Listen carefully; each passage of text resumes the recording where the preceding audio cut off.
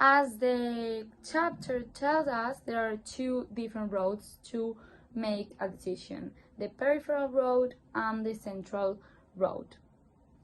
So the peripheral road is the road that you don't think about it that much. It's more like when you go to buy a car, you obviously see the car and you think about how the car is going to be and that.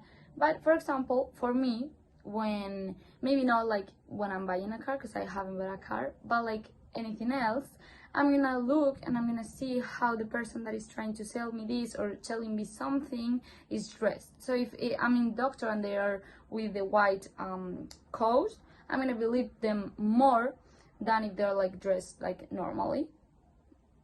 And then in the central one is something that you already know, that it's in like the back of your head and you know a lot about that thing, and you don't really have to like think a lot to get to that decision. Something important the text mentions is the peripheral route, which is an indirect route that associates positivity to the message with the purpose of convincing or persuading.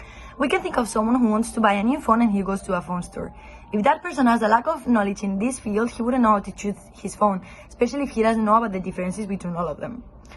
On the other hand, we would have the experts on the subjects and the ones who are going to change your behavior with the purpose of selling you a phone, normally an expensive one. As the text says, argument quality has a stronger impact on attitude among individuals with a great deal of knowledge about an issue, especially because they could easily influence your opinion about that issue. Normally with the use of persuasion, which is something really mentioned in this text.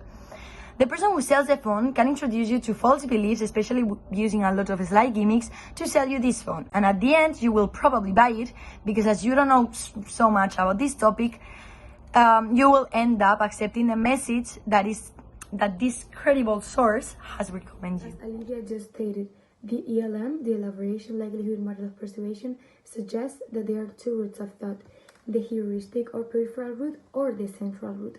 And when I was reading the text, it came to mind a very clear experience of the heuristic route that resonated a lot with my personal circumstances, and that is the promotion of dermatological products, commonly called skincare, on social media.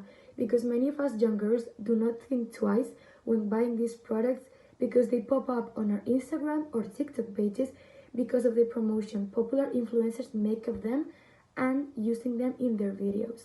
We fall for the attractiveness of the cute packaging and how good it looks in the daily routine, but we do not know if they're good for our skin type, for our health, or if they're just not as great as they make them look. As a final endorsement, and as the text implied, people fall for the internet sources and the good feedback. Hence the beauty stuff. Since the micro celebrities are endlessly advertising this type of products, it is of no use that the audience will lean to buy them. Thinking about the ELM in my own life, I think about how, for example, how I buy my products for my acne. I really care about trying to get rid of it, and I have a lot of experience with different types of products, so I guess we could say I have sufficient motivation and ability to process centrally when choosing a product, and I research it a lot and balance a lot of different advertisements and reviews. But for, say, my toothpaste, I could care less, so I just grabbed the one that says #1 dentist recommended, expert heuristic.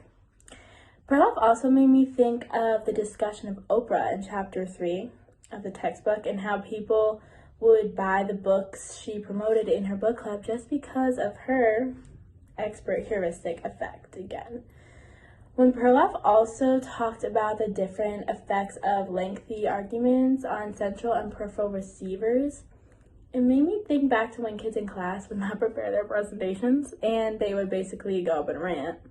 A lot of us who did not have the ability, knowledge of the subject aspect of the ELM, we thought they were doing a great job. Lots of words must have meant a convincing presentation, but the teacher who knew better was less than impressed by the word salad.